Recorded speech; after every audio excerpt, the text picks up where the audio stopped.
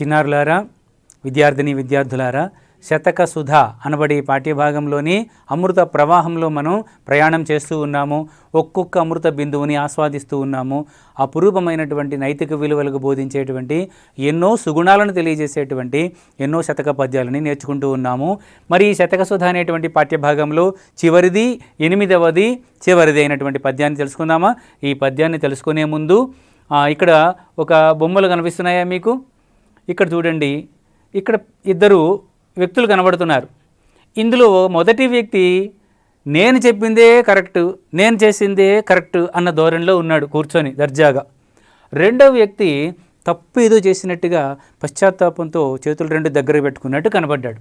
ఈ ఇద్దరు వ్యక్తుల యొక్క స్వభావము, చివరిగా తప్పు తెలుసుకున్నటువంటి వారు ఎట్లాంటి పరిస్థితుల్లో ఉండాలి, ఎటువంటి పశ్చాత్తాపం చెందాలి అనేది ఈ బొమ్మ ద్వారా మీరు తెలుసుకోవాలి. ఇక్కడ ఈ బొమ్మలను అబ్జర్వ్ చేయండి, మీరు పరిశీలించండి. నేను ఈ పద్యం చెప్పిన తర్వాత మీకు మిగతా విషయాలన్నింటినీ ఎక్స్ప్లెయిన్ చేస్తాను. ఇక్కడ చూడండి, ఇక్కడ ఈ కవి గారు మనకి 26వ తేదీ 7వ నెల 1925వ సంవత్సరంలో జన్మించారు. 1925వ సంవత్సరంలో జన్మించారు. చాలా ఫేమస్ అయినటువంటి గొప్ప కవి వారు. ఇంకా ఎన్నో రచనలు చేస్తూనే ఉన్నారు. వృద్ధులైనప్పటికీ కూడా ఇంకా చాలా రచనలు చేస్తూ ఉన్నారు. ఇక వారి గురించి చెప్పడం అంటే డాక్టర్ టివి నారాయణ గారు వారు రచించినటువంటి అద్భుతమైనటువంటి భవ్య చరిత, భరతవంశ తిలక భవ్య చరిత, ఈ అద్భుతమైనటువంటి చరిత్ర, ఈ శతకానికి సంబంధించినంత వరకు చేసినటువంటి వివరణలన్నీ కూడా చాలా చక్కగా మన చుట్టూ కూడా ఇలాంటి సమాజంలో ఇలాంటి వ్యక్తులు మనకి కనిపిస్తూ ఉంటారు. భవ్య చరితం అనేటువంటి శతకం, ఆ శతకానికి సంబంధించినటువంటి పద్యాన్ని ఇప్పుడు మనం చదువుతున్నాము.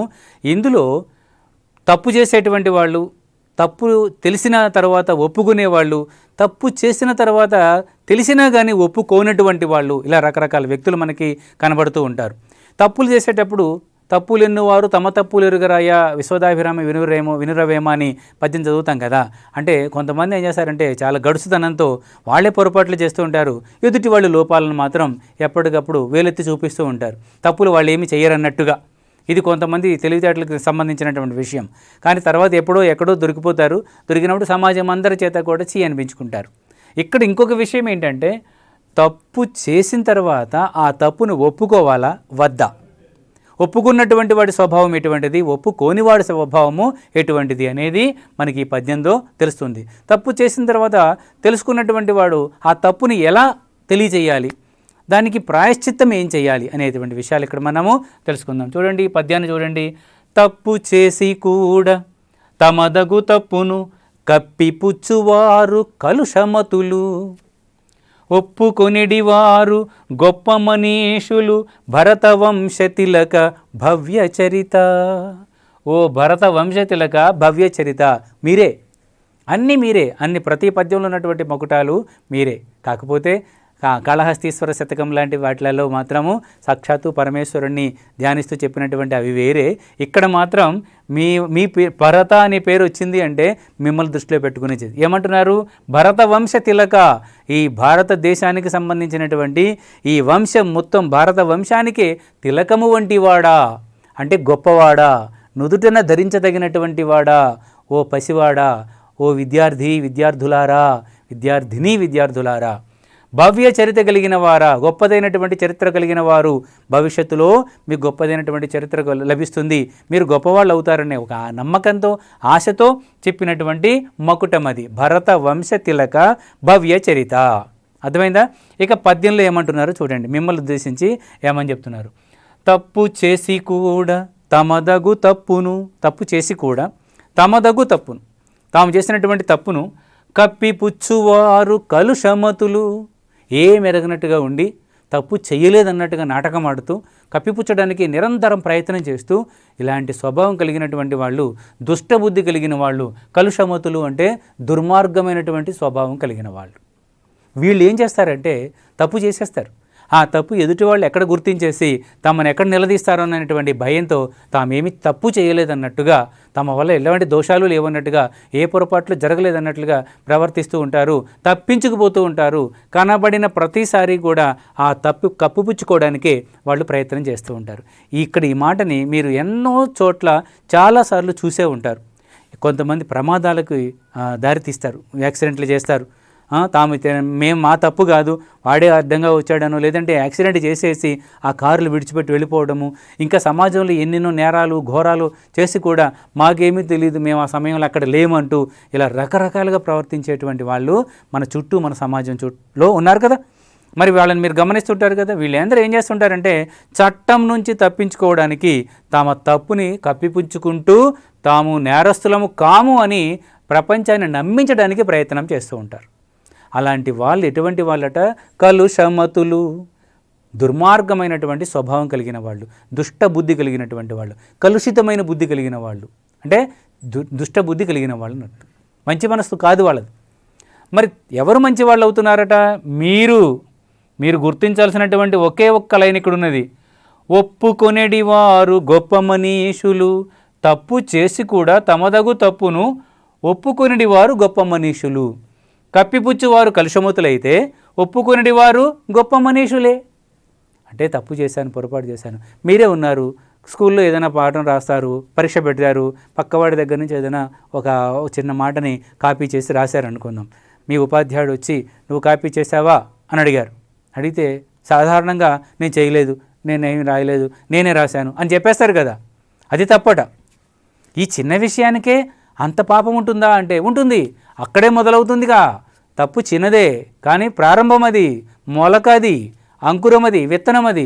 అక్కడి నుంచి కనుక సరిగ్గా కనుక దాన్ని మనం చూడకపోతే, పట్టించుకోకపోతే, సమూలంగా నరికి వేయకపోతే ఆ లక్షణాలని మహావృక్షంగా మారి సమాజానికి దారుణమైనటువంటి అపకారం చేసేటువంటి సంఘ విద్రోహ శక్తులుగా మారే అవకాశం ఉంటుంది. అంతటి ప్రమాదం ఉంది. కాబట్టి ఏం చెప్తున్నారు ఇక్కడ కవి గారు? అటువంటి తప్పు చేసినటువంటి వారు తమదైన తప్పుని ఒప్పుకోవాలి. ఒప్పుకునేది వారే గొప్ప మనీషులు. ఎవరైతే ఒప్పుకుంటారో తప్పు చేశానండి, మీ ఉపాధ్యాయుడు అడగంగానే అవునండి నేను తప్పు చేశాను, చూసే రాశాను, ఇది ఇంకొకసారి నేను మళ్ళీ రాస్తాను, నా తప్పు అయితే నన్ను క్షమించండి అన్నావనుకో, వెంటనే మీ ఉపాధ్యాయుడికి నీ పైన చాలా మమకారం ఏర్పడుతుంది. నీ నిజాయితీకి, నీ నీతి నిజాయితీకి మెచ్చుకొని ఇంకొకసారి ఎప్పుడు అలా చేయకనైనా సరే మరొకసారి తప్పు జరగకుండా చూసుకో అని చెప్పి నేను హెచ్చరించి వెళ్ళిపోతారు. శిక్షించకుండా వెళ్ళిపోవచ్చు. అదే నువ్వు అబద్ధం ఆడావనుకో, దారుణంగా శిక్షలు ఉంటాయి.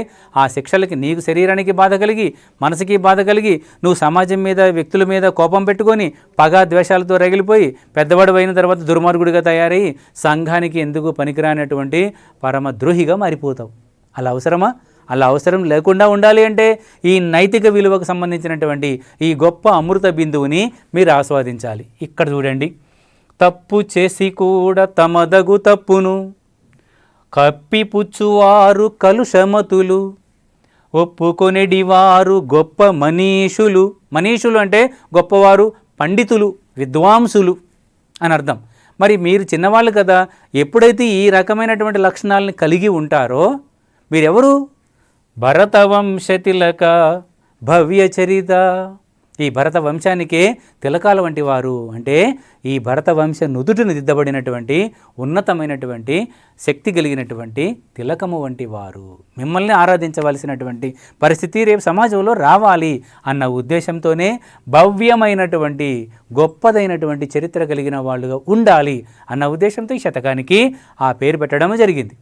ఓకేనా? కాబట్టి టీవీ నారాయణ గారు రచించినటువంటి ఈ అద్భుతమైన శతకంలోని ఈ పద్యాన్ని ఒక్కసారి చదివిన తర్వాత సూక్తి చెప్పుకుందాం. ఈ ఫోటోలు మీకు అర్థమైనాయి కదా.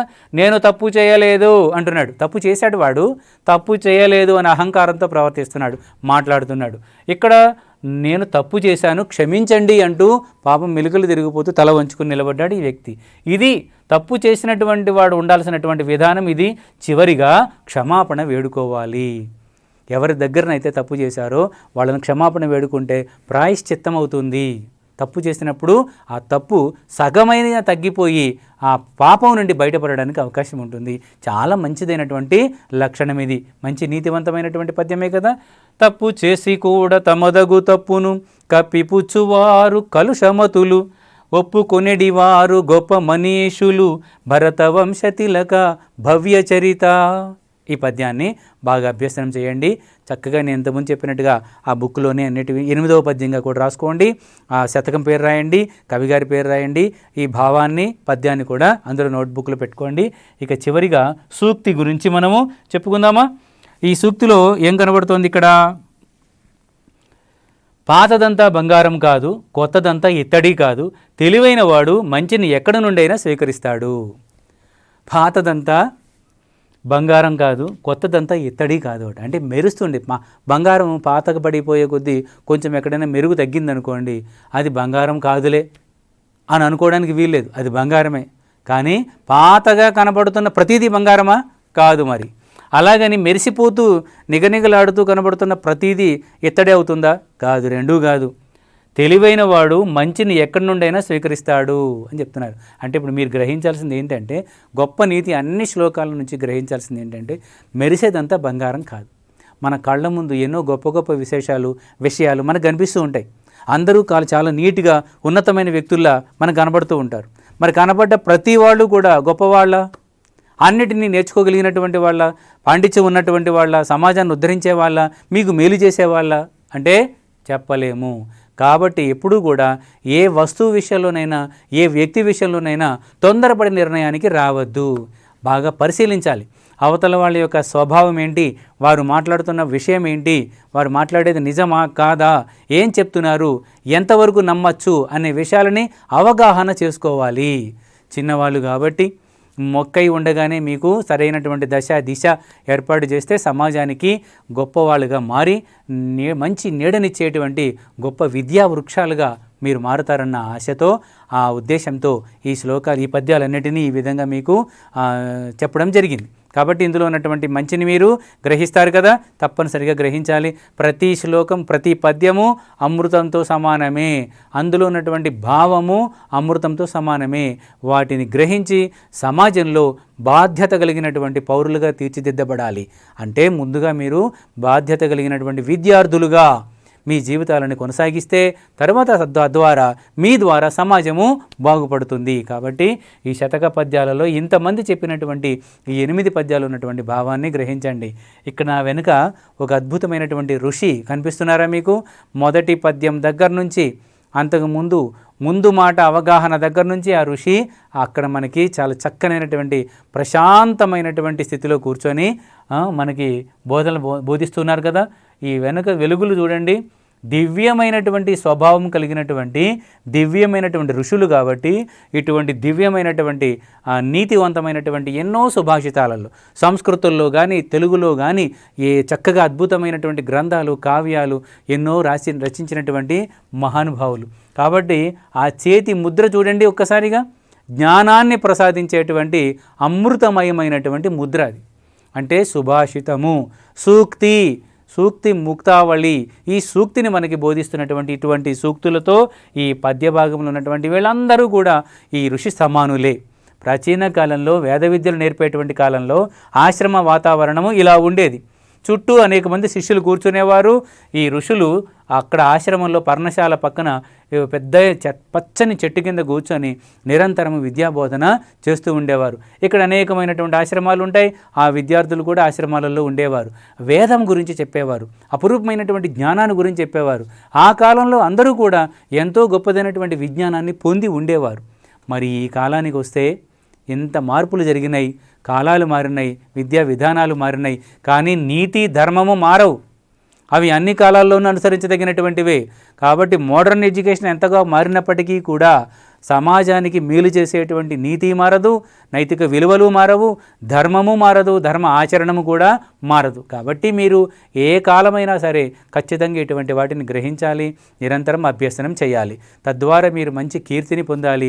భవిష్యత్ తరాల వారికి మీకు మంచి భవిష్యత్తు ఉండాలి, తర్వాత వచ్చే తరాల వారికి కూడా మీరు మార్గదర్శులుగా ఉండాలి అన్న సదుద్దేశంతో మీ అందరికీ శుభాకాంక్షలు తెలియజేస్తూ తెలుగు భాషను సంపూర్ణంగా గ్రహించండి, తెలుగు భాష యొక్క ఔన్నత్యాన్ని గుర్తించండి, తెలుగు పద్యాలను కంఠస్థం చేయండి, వాటి భావాలను గ్రహించండి.